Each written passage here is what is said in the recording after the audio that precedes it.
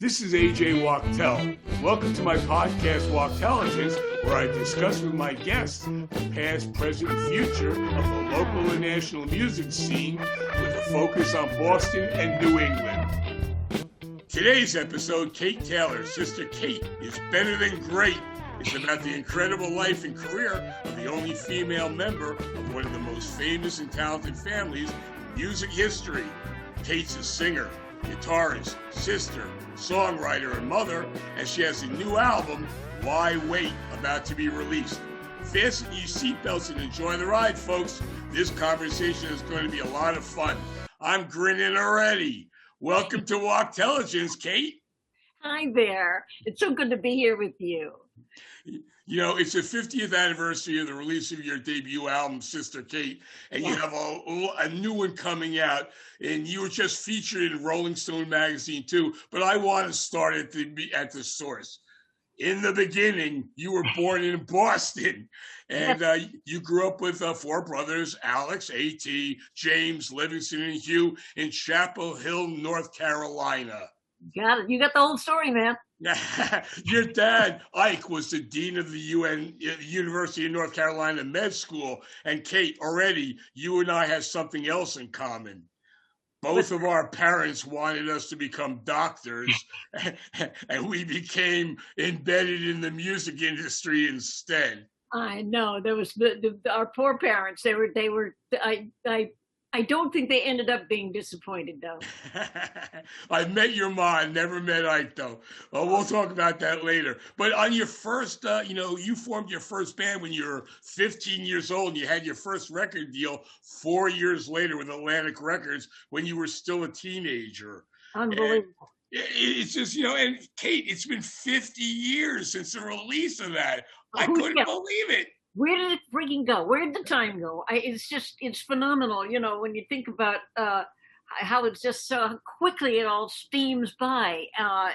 But yes, it's been 50 years, but here we are. We're still standing, AJ. Well, another cool thing about that is that the person who produced the first album was Peter Asher from Peter and Gordon fame, and you have him back for this album also, and back in the saddle again. How cool is that? How can this be? I mean, that's just the ultimate of coolness. It had been 50 years, so we had not worked together since that first record. And I had always had this dream that I would get to work with Peter again. And he's gone on, he went on to make these iconic, amazing American, pop music, rock and roll records that have meant so much to all of us through the years. I wanted some more of that stuff. Well, tell us how you met Peter. Well, James had been in a band in New York City with some of his friends, and when that band broke up, he decided to go to London to do some what he said was busking on the streets, and just see where the wind would blow, and I'd blow him to, and Danny Korchmar, who was his friend in the band, had said, well, look, when you're in London, look up my friend Peter Asher, because Danny had been in a group called the King Bees, and they had backed up Peter and Gordon when they did their American tours. So Danny had become friends with Peter, and when he gave James Peter's contact, and James went over and got in touch with Peter and went over to see him and played him some of the songs. And, the rest is history for those two. Peter loved his music. And anyway, Peter had just gotten hired by the Beatles to be their head of A&R. And so he was doing producing and, finding, folks to make records with for that Beatles label. So James, the record got made, and I said, man, I've got to go over there. I've got to go and meet, and make sure they're taking good care of my brother. So I went over, and I must have stayed, I don't know, I can't remember how long I was there, but it seemed to be quite a while. And I went, and James took me over to Apple. I met Ringo Starr in the stairwell. you never forget your first Beatle. I met Peter. We hung out. It was very exciting. I was down in the basement at Apple, about 5 feet away from Mick Jagger, and the Rolling Stones, who were rehearsing down there. So, this was some heady times for a little teeny bopper like myself. So anyway, at one point, Peter invited James and I and some of his friends out to this house he had in the country, and for tea. And that's the first time I realized that tea was a sugar delivery system. Anyway, so it was delicious, this cup of tea. But anyway, we had tea, and then in the backyard was this ancient stone-lined swimming pool that was empty. It was June, it was the early season, so the pool hadn't been filled up yet. So James and I went down into the bottom of this pool and started singing some songs that, we sang together as a family and as kids. And I'm not sure what they were, maybe a Staple Singers tune. I think we probably did Mockingbird Now, Everybody Have You Heard, some of our favorites. So I didn't really think much about it, and a day or two later, whatever, I came back home. I was living on the Vineyard at the time, had just moved to the Vineyard. So I was sitting at the house, and the phone rings, and it's Peter Asher. And he says, I'm moving to Los Angeles. Do you want to make a record? And I said, let me think about it. Yes. and flew out there, and James was very helpful. He was in the process of either making Sweet Baby James or, I think they were just starting Sweet Baby James. I'm not sure. I can't remember, but they had just started to get this, amazing band together with Russ Kunkel and Lee Sklar. Danny Korshmar was out there at that time, and they were working on James's record, and James had met Carole King, and they were becoming friends, and I started working on this record, and James helped with the demo. We did a recording of Joni Mitchell's song, the one about playing real good for free. Right. And then we did a Ian and Sylvia tune called Someday Soon. Right. And then Peter took that demo to Ahmet Ertegun at Atlantic Records, and they signed me on their Cotillion label. So then we went and started on the album, and I hung out in Los Angeles. It was a great time to be out there. I mean, everybody was on the cusp. This was like 1969, 1970. And everybody was just like Jackson Browne and the boys who formed the Eagles, and Linda Ronstadt and J.D. Souther, and of course Joni and Carol and Danny, and all those boys that played. They call themselves the immediate family now. Well, Bernie Leadon from the Eagles, he played on your first album, right? Yeah. Yes, he did. Yeah. I want to ask you about that first album too. You like you mentioned Danny Korshmar, Lee Sklar on bass, but how did you get Carole King and Linda Ronstadt to be on your album? Well, they were just friends of mine from around the town, and Linda was starting up her career. I think she'd had that hit with Silver Threads and Golden Needles. Right. And Carol, of course, an amazing, prolific and fabulous and iconic songwriter, was kind of just starting her career. I think it was James who talked her into doing her own show, singing her songs herself.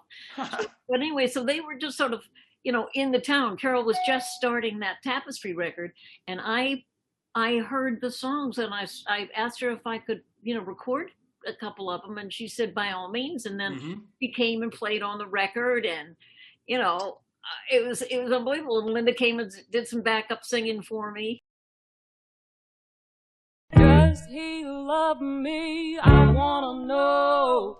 How can I tell if he loves me so? Is it in his eyes? Oh no, you'll be deceived. Is it in his eyes? Oh no, you'll make believe.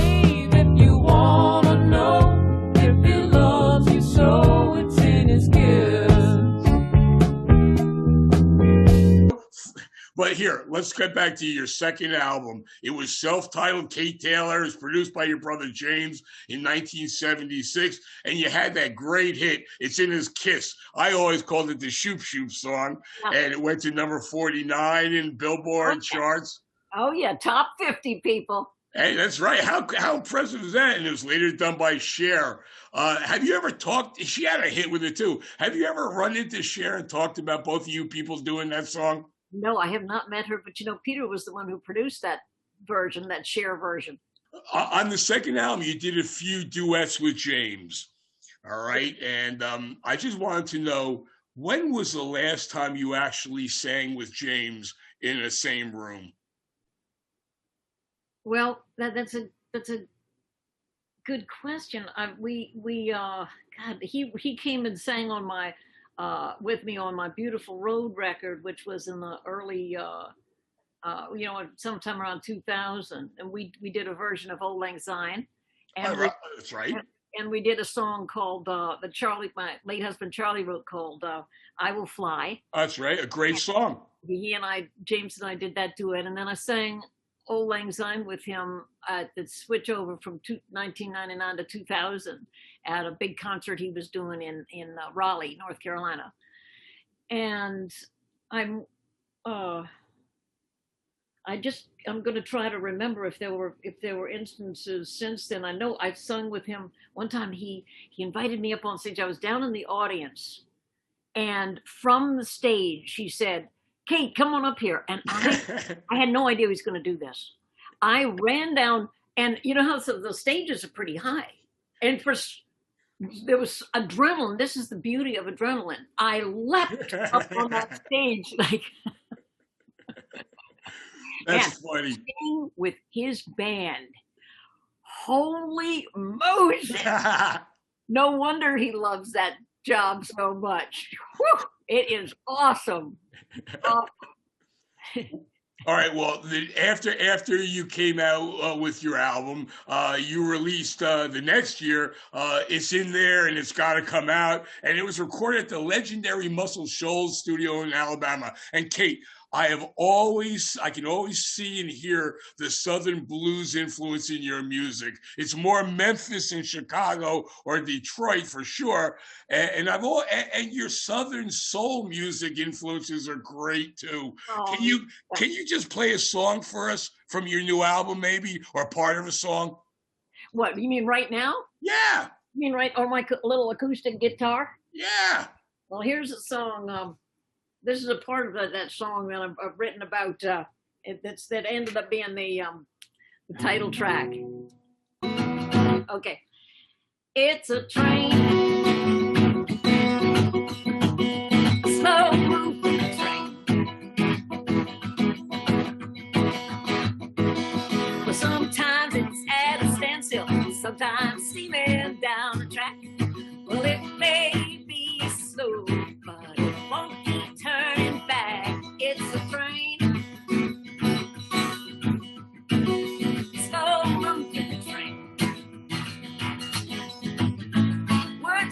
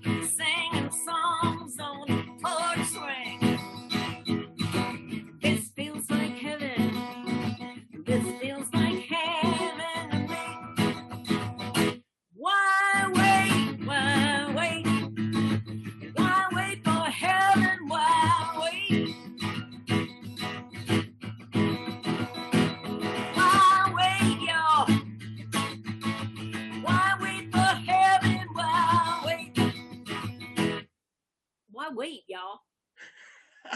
There's more to it than that, but Bravo, Kate. Thanks for the private performance. That's great. why wait for heaven? Getting along with the soul music. I mean, you can hear the soul in your voice and in that song. But you named one of your two daughters Aretha.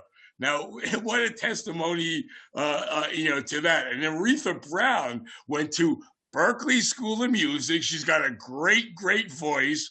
And what's she up to now?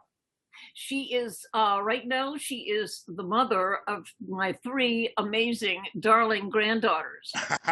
So she's a mom, and she sings with me. She sings on a couple of songs on the new record, she and my daughter Liz.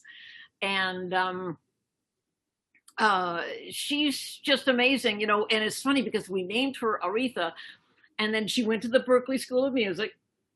And then she, when she was getting her degree, at the end of the thing, there was like 800 some odd, students getting their degree on that day. And her category for degree was songwriting. And that was the last category that got called. And her maiden name is Witham, starts with a W. Turns out she was the last person to be called up on stage to get their diploma. So who was getting her honorary degree at Berklee that year but Aretha Franklin? So my daughter, Aretha Witham, gets called up, walks across the stage, and gets to shake hands with Aretha Franklin and get her paper. And because Aretha was the last one, she had a moment to be able to linger with Aretha Franklin. But her name now, her married name was Brown, and now she's changed her name to Aretha Taylor. So she's my first infant of soul. That's very cool. I know your other daughter, Liz Witham, and she is a very, very talented person in the film industry. She is an amazing storyteller, documentary films. She is wonderful, brilliant, beautiful, and she tells a great story. She's a beautiful, she just has a... Hey, the last one that I saw was about the 200-year-old lighthouse in Gay Head. It's called Keepers of the Light, and that's just so cool. She's so talented. Do you have a address or anything so that people can look her up and see what she's up to? Yeah, they're at film-truth.com. Okay. And she did that. She made the film about the Gay Head Light. It's a wonderful film. She made a film about me, actually, tunes from the teepee and other songs from home. And they're working on a film right now about the northeastern right whale. I treasure being a mother and being a mother of those girls. I'm just very fortunate, and grandmother too. I don't know whether it was a conscious decision or not. I just knew that that's what I was meant to do. Was be there to help them, to help launch those two. Let me ask you briefly. Let's just talk briefly about your family. People would shoot me if I didn't ask you a few things and bring up a few things. Livingston, he's a pilot and he owns his own plane. Yes. Do you fly with him?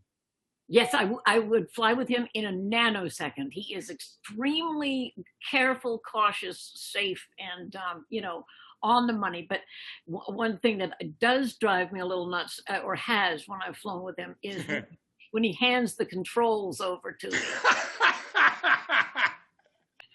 All right, now Hugh's an innkeeper, and he took me to the Dogfish Bar and Grill. Oh yeah. And that was when I went there. It was a separate building on a long front lawn, and I think it was overlooking the water. And your brother got behind the bar and got me hammered. But you know what? I think you can find him there anytime. And he is utterly welcoming and charming, and fabulous host. So Oh, great guy too. Great guy. And also, lastly, James. Now, I've never really hung out with James, and I really don't even know if he knows my name or knows who I am or anything. But if he ever needs to go or wants to go bar hopping in Boston to see some bands, please connect him with me because we'll have a blast. I will let him know, and I'm sure that you would be the tour guide of the century, my dear. You'd be the guy to call. Yeah. Now let's talk about AT. Now he has a great voice. Everybody remembers him for that, but I remember him for his great sense of humor. Well, he was hilarious, and he was a joyous character. And wherever Alex was, there was a party. There was a party going on, and he did great barbecue. Did I say that? Well, do you remember on July 4th when Jimmy Buffett came for that barbecue, that party at the house in West Tisbury? Yeah. That was a wonder. I don't know how I got it. I went with Buck and Bird Taylor, and I ended up getting a parrot earring from Jimmy Buffett. I don't know how I got that earring, but I wore it for a long time. But the way I met AT, you don't know this, and this is why I remember him as being a very funny man. Is that I was writing a story. I was at the Beat magazine. I was across the street from Bunratty's, and I was told to do a story on James Montgomery, Alex Taylor, and the Funk Busters, a cover story. And I did that, and they all come walking in, and I knew everybody but AT. And they all start getting me. I'm hungover and I'm tired, and I just had questions to ask. And all of a sudden, Buck and Bird, James, Larry Bader, Skip Fisher, they're all yelling at me, "Do it, AJ, do it." So I didn't want to do anything. So finally, they coerced me. I get on my back and I go, "Anybody got a match?" And everybody laughs. AT doesn't know what's going on. I'm right next to him on the floor, and I lit my fart on fire. Oh my God! Let me tell you, for the next 5 years, he didn't stop laughing for 20 minutes in that place. For the next 5 years, anytime I run into him, I say, "Hey, AT, got a match?" And he'd go in that southern drawl. He'd go, "No, AJ, stay away from me." Well, I can remember as a kid that there might have been a few of those happening around my around our house. That's the bonus of growing up with four brothers. You once told me, you said, "AJ, I grew up with four brothers. I've seen it all and I've heard it all." I don't get shocked by much. It's a great preparation for traveling with a band. Yeah. I guess. I remember another great AT story is 1:00. Everybody that's never been to the Vineyard, 1:00 in the morning, the Vineyard closes. If you don't have a car, you're up the creek. So I was with Buck and Bird Taylor. It was my first time in the Vineyard. And we're walking around, it's pitch black, and I'm drunk and I'm tired. And we're like resting at parks to like see if we can rest or nap. And I say, "Let's go back to AT's house." So we go to AT's house, and this is still dark out, and he had a couple of hammocks in the back, and we all get back in the hammocks and we're asleep. Next morning, AT comes out with his bathrobe on, starts yelling at us and goes, "What are you guys doing in my backyard? What are you doing?" So then after that, after he speaks, yells at us for 30 seconds, I go, I'm in the hammock, and I go, "AT, are you done?" He goes, "Yes, I'm done, AJ." And I go, "Is it too early for a margarita?" And he goes, "No, of course not. Come on in." Oh, that's hilarious. Oh. He was just a funny guy. He was just a funny guy. I remember he died in 1993. He was real young, 46, had a heart attack. He was working on his next album in Florida. And I want to talk a little bit about his wake. The family sang "Amazing Grace" and "Will the Circle Be Unbroken" there. Why did you pick those two songs? They are those are, uh, iconic and utterly appropriate tunes to sing. I think the Will the Circle Be Unbroken is one that we had sung, together a lot when we were, when we were coming up, and it just felt good to do it for AT. I tell you what, I miss Alex's voice in that mix so much. There's a few tapes of us all singing together. Some appearances on TV and the Today Show, and a couple of things that we did that were on TV. And damn, he just had this. He had this rhythm and this soulful phrasing, and he loved to sing the bass part. And he's just we miss him a great deal. There's nobody like Alex. James Montgomery talks about AT on episode 2 of Wachtelligence, and he just says that voice was just the best.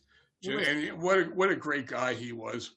He just had it all, and I think he lived life, like in double time. Now, the last question I'm going to ask you, and I've asked you this before, is at the wake, there was beer cans in that canoe in the small boat. And I was told, I didn't make this up, I was told that symbolized going over the river Styx, and that was to make sure that AT wouldn't be thirsty when he got to the other side. Now, I didn't make that up. You're laughing, and I think it's funny, but I think AT would love that story. Oh yeah, that was right up his alley, no question about it. Yeah. But you don't know if that was true or not. Channeling Alex's requests. That's what we were doing. This was all, he orchestrated that whole thing.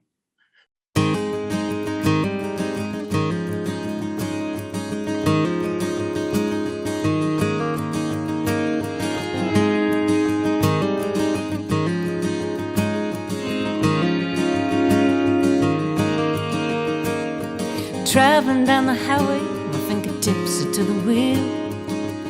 Every landscape mirrors how I feel. I've got wide open valleys and high walls of stone. Sometimes I can see forever down this beautiful road.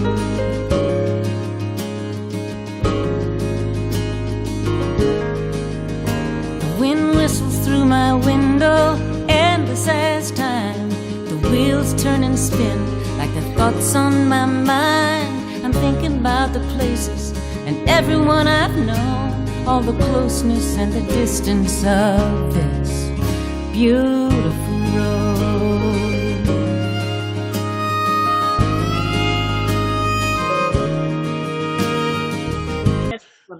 Now, I'm going to ask you the story that I've asked you a lot of times. This is a fun Taylor fact. It's the tattoo story. A.T. told me that he goes, oh, AJ, he goes, all the Taylors got same tattoo. It's a circle. It's a yin yang type of thing with Terra Nova written underneath. A.T. told me it was the name of your father Ike's boat. Livingston told me it was from a flag on your father's boat. And you insist the origin was from when you and James were in London. Well, I'll tell you the story. Okay. I went with 3 of my girlfriends to the Caribbean for spring break. That was, this was like pre-spring break, but we, before it was a thing. We went down there to Grand Cayman, and it was a sleepy little island. And we stayed in this motel by the beach. And I must have been, let's see, how old was I? Probably 16. I met a tattoo artist there, some guy who hung out at the bar. And I was intrigued. I thought, I want to have a tattoo. And he said, okay. I said to my friend Phoebe Sheldon, I said, look, I want to make a tattoo. And she said, well, where do you want to, I want to design a tattoo. She said, where do you want it? And I said, well, I think I want it on my earlobe. And she said, okay, so we have to make something small. So together, she says, so what are you interested in? I said, well, what do you want it to depict? I said, well, I want the sun and the moon and the water. So, you know, together we designed up this little symbol, and it's a circle, and there's a crescent within the circle, and then a little wave. Right. And I showed this to the tattoo artist, and he said, you know what, you're too young. I can't give you a tattoo.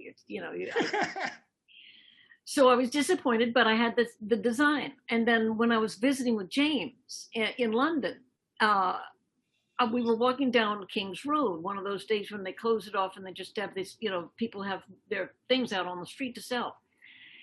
And we were walking down the street, and I saw this guy, massive fellow, and he had tattoos all over him. In those days, you didn't see that a lot. Lots of tattoos everywhere. I went up to him. I said, "Oh my God, your tattoos are amazing." He said, I said, do you know any tattoo artists? And do I? I don't know what I said to him, but somehow I got him to tell me about where he got these tattoos. He says, I've been all over the world. He was a merchant marine or something. He said, I've been all over the world. I've had tattoos from everywhere. But my favorite tattoo artist is this fellow down in this little town about 60 miles outside of London. So he told me the name, so I wrote that down. And I said, James, I said, you know what? I really want to get this tattoo. And he said, well, let's drive down there. So we got in the car and we drove down. Our friend Joel Zoss was with us. We drove down to this town, and we drove up to the tattoo parlor, and there was a sign up front that said, nobody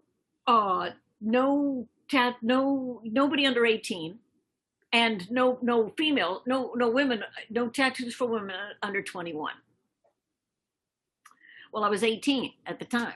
And on the way down there, James had said, I think I'll get a tattoo too. And then he was thinking about it, what he might want. And he said, Kate, do you think, maybe I could get this same tattoo?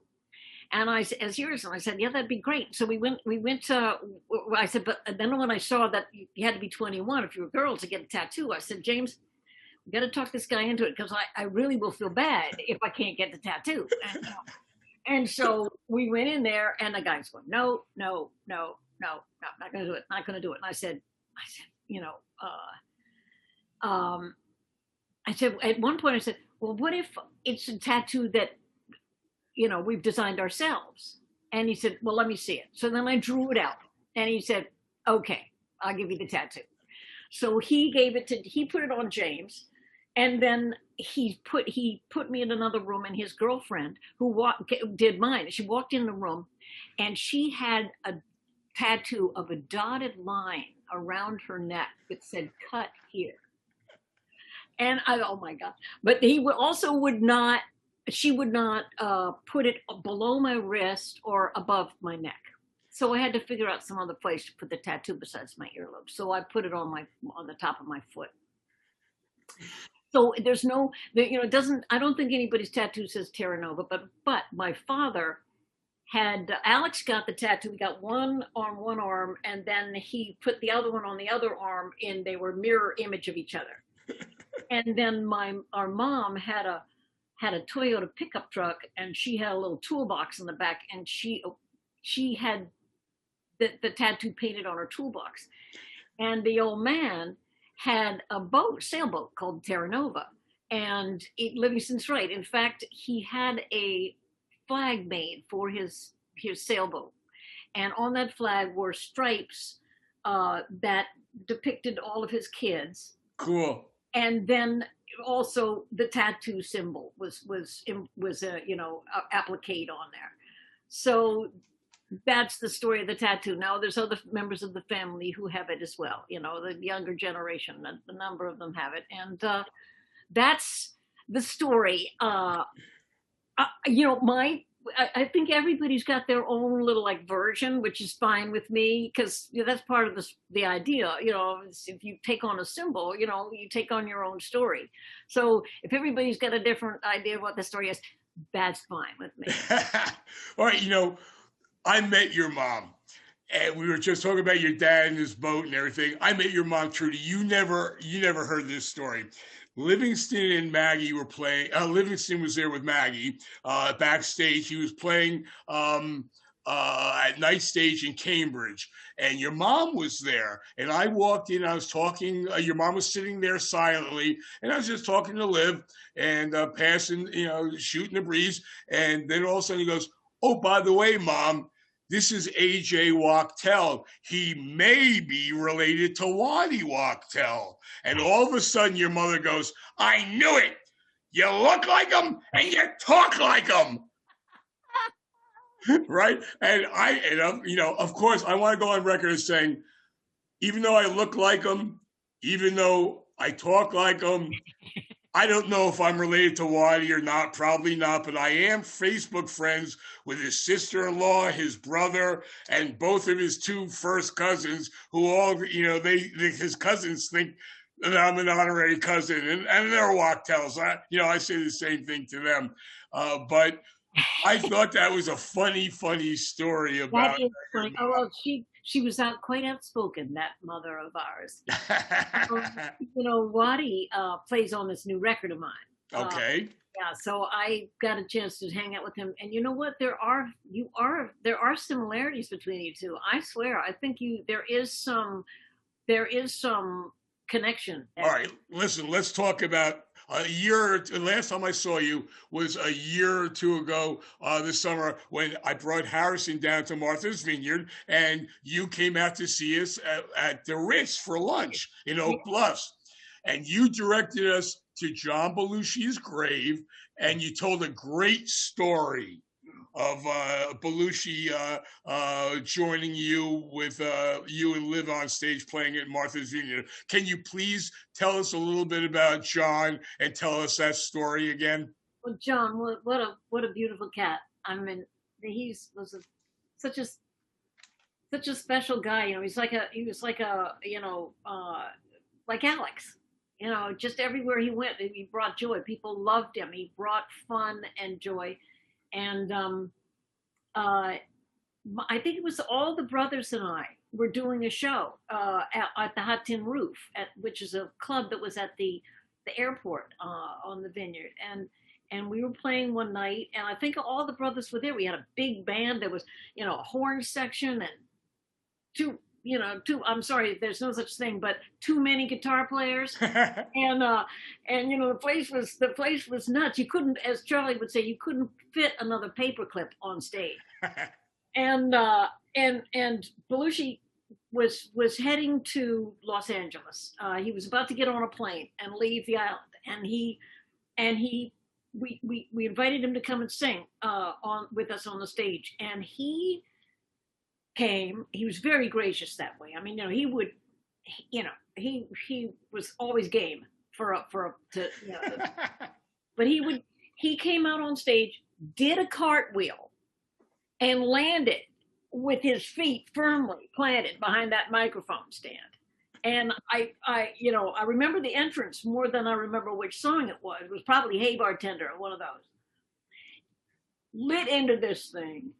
Was spectacular. The place went nuts, and then he said, after the song was over, he says, "I believe in this island. I'll see you later. I believe in this island." And he went and got on his plane and he flew to L.A. And then that was the last time we saw him. Oof. Hey, are you still tight with his widow and brother? I am. I've got a little group.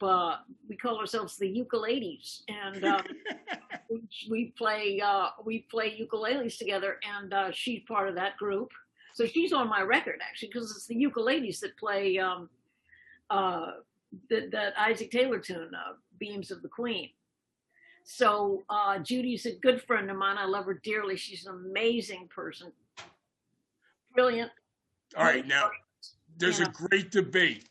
Rolling Stone magazine wrote that the Taylors are the first family of rock, and in the local scene, the Guthries are always called Massachusetts' first family of music. What's the relationship between the Taylors and the Guthries? Well, let's see. I would like to dream of something about the McCoys and the Hatfields, but no.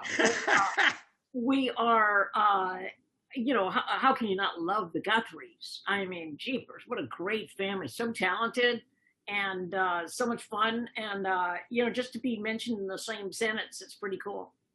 You know, I think it's so cool. Arlo and the family, they have the Guthrie Center in West Barrington, Massachusetts, and that used to be Alice Brock's old home. And Alice, for all you people out there that want to learn something, that's Alice from Alice's Restaurant. And, I think that, and let me go on record again and say, I think that Woody's song, This Land Is Your Land, should be our national anthem. All right. I'm into that. I'm on that. I'm on that with you. That's a good one. I love that song, and it really is special. It's a very special tune. And Woody really did,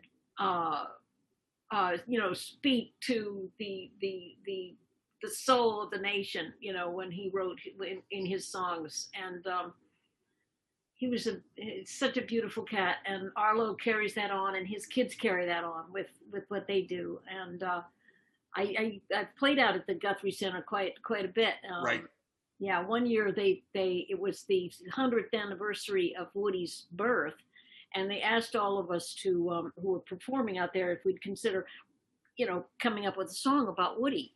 And so I got a chance to look into his material and realize that the guy's written, every song that ever was. Right. And so it was really an honor and a privilege to get to think about him and write a song for him. So I did that. And but yeah, that's, I think Arlo does a beautiful job with that center. They put meals out for folks in the wintertime, and then they do these amazing concerts all summer long, and they just do a lot of good work over there. I also want to talk to you. I introduce you to Susan Cowsill, another very talented only sister in a family of talented brothers. I love Susan. We did a show together, actually. She and a couple of her brothers and I sang with the great Tommy James at a concert that he did to celebrate his 50 years in show business a few years ago in New Jersey. And we sang with him together. You have Crystal Blue Persuasion on your new album, a cover of his, right? I do. I can't wait to hear it. I love that song. I sang it at the Cutting Room in New York with and Tommy was in the audience. And he stood up. He gave me a standing O. How great! How cool is that? How cool is that? Yeah. How cool.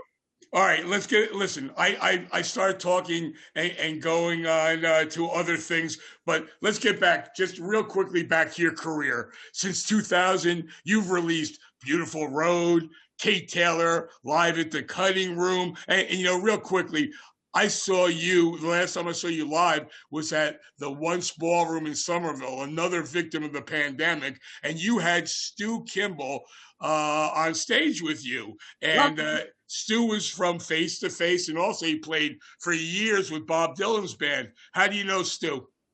I met him here on the Vineyard. He and his wife lived down here for a few years, and I met him here, and I love singing with him. He's an amazing guitar player. Fabulous. Great show. That was a great show. Fun show. And you did Fair Time with an exclamation mark. And you did a DVD, you mentioned Tales for the TP. And you spell it TIPI. Yeah, Tales from the TP. And it's that documentary of Lizzie's. And yeah, but I think you can spell it either way. TEEPEE or TIPI. Yeah, no, I just was wondering if there was a special reason or if only people from New Jersey spelled it TEEPEE.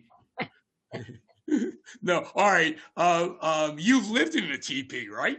I did. I have, yeah. Summers for about 6 years, yeah. And you made jewelry, and you still make jewelry, right? I work with shell. I make shell and stones, yep, and carve shell and make beads, yep. Keep doing shell work. Didn't your co-Martha's Vineyard resident at the time, Jackie O, once come to your teepee to buy some jewelry from you?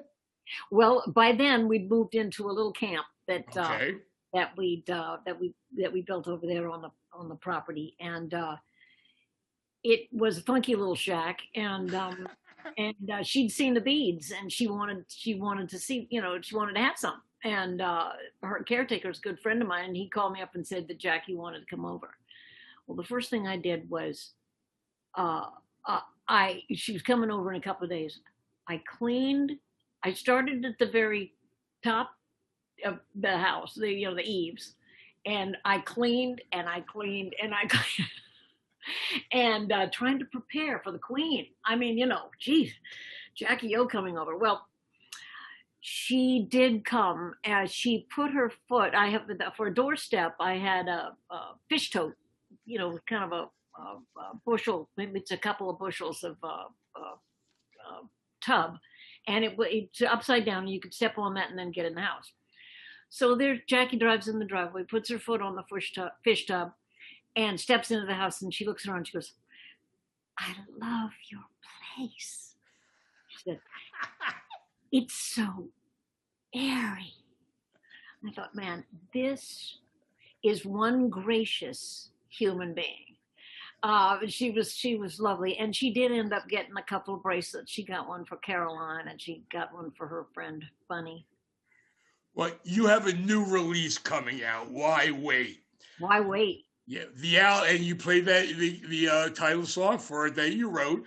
You do covers of the Fab Four's "Good Day Sunshine," right? Yeah.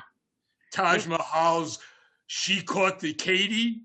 Yeah. What else do you do? We do a Little Feat tune. We do a Tommy James song. There's one of James's tunes in there. There's a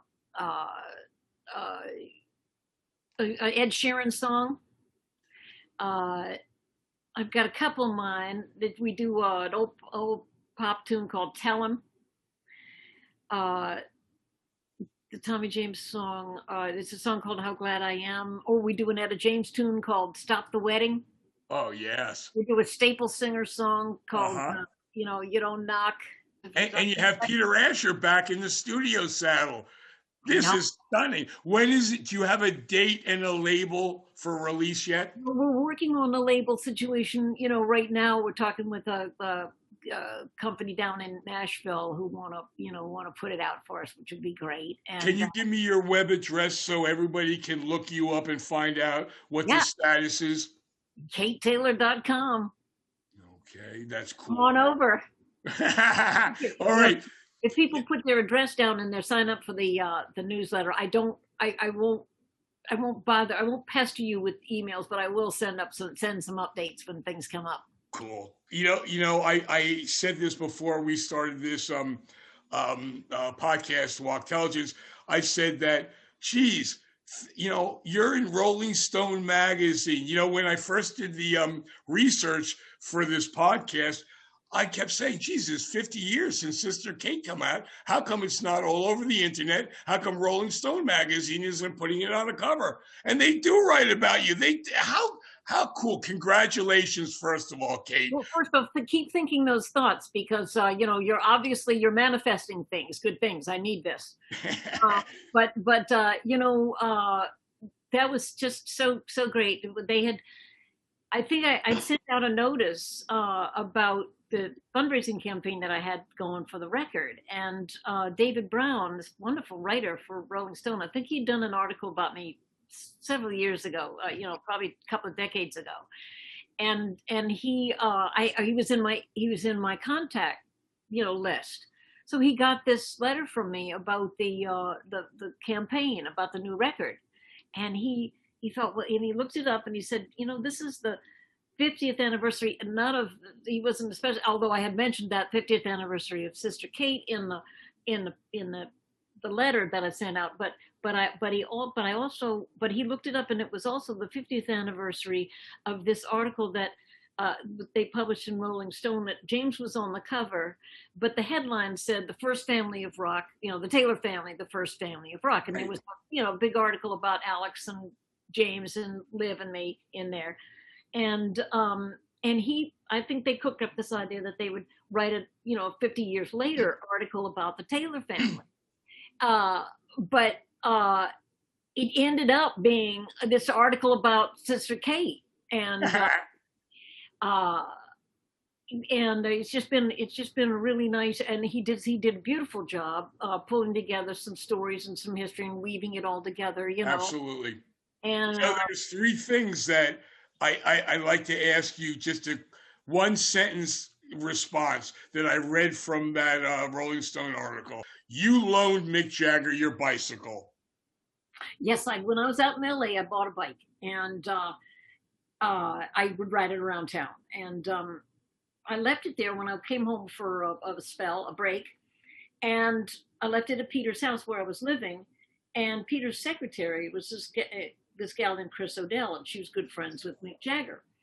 And Chris wrote me and said, she got in touch with me. She said, Mick and the boys are in town for some rehearsals and a show they're doing. And he's looking to rent a bike, and he's looking to find a bicycle to ride. And, I'm just wondering if I can, if you'll lend him yours. And I said, absolutely. Ride my bike anytime.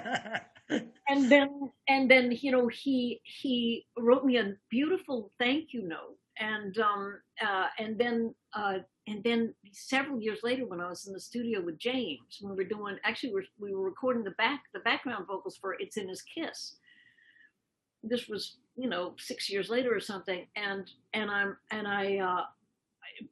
look up into the control room, and there's Mick Jagger sitting there, and I couldn't make another sound, which at the time was kind of a phenomenon that I wasn't making some sort of sound. So I was stunned. I went in and to the control room. We went in and we chatted for a while. It was about 2:00 in the morning. I mean, it was late. And I was just awestruck.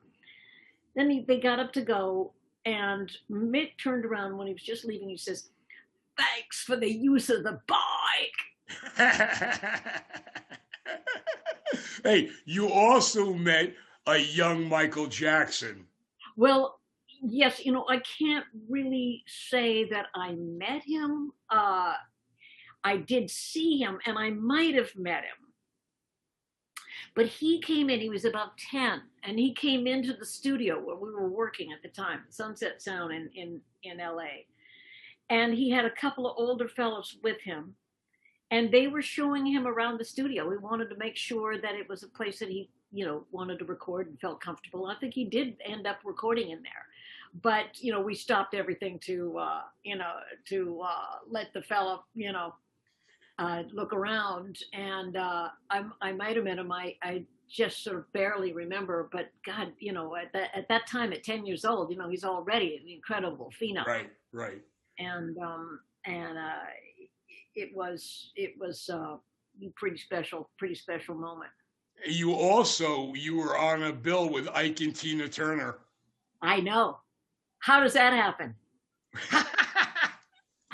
What kind of little, rock and roller am I, to be on what it was, I think it was a weekend festival of music at Central Park, a couple of nights. And on that show were Ike and Tina, the Beach Boys, Kenny Loggins, Carly was on there, I was on there, and I don't know, I'm sure there was a lot of other, it was Ron Delsner put the show on, and it was filmed, and then they broadcast it on ABC TV, and I don't know how much longer, a few weeks later or something, I was in LA, watched the show, and then I was flying home, and I'm sitting in coach. The stewardess comes up to me, and she said, "There's someone in the lounge. On those days they had the spiral staircase that went up to a lounge, right, up in first class. She said, there's somebody who wants to meet you." I said, "Well, who's that?" She said, "George Harrison." You'd be kidding me. This is, this is real. This is not real. But I went up, and sure enough, there was George Harrison, and he just wanted to tell me how much he enjoyed my performance on the TV show. Oh, how cool. How cool is that? The best. All right, Kate, And now, the way I always end my Wachtelligence episodes, I'm going to ask you a question. What was the first concert you ever attended? My mom would take us individually up to New York to see Broadway musicals. And she took me to see Mary Martin in Peter Pan, which I loved. Anyway, so that was the first time probably that I saw, somebody singing live, and not only singing, but flying. But the first big concert, I think, that I saw in a big hockey rink over in Raleigh was Peter, Paul, and Mary. Oh, how cool is that? I know. I even got their autograph. So I have, if anybody's interested in check eBay. Kate, thank you so very much to Beyond Wachtelligence. It was great seeing you again. So fun to see you and to get a chance to chat with you and catch up. Thanks so much for listening to this episode of Wachtelligence. You can connect with me on Facebook at Wachtelligence. Thanks to my producers, my son Harrison and David Schwartz, and Harvey Brooks for my theme song. Don't forget to subscribe. I don't care what you think of me. Don't need no jailer to set me free. Don't want strangers filling up my cup. Don't need no advisor to show me down from up.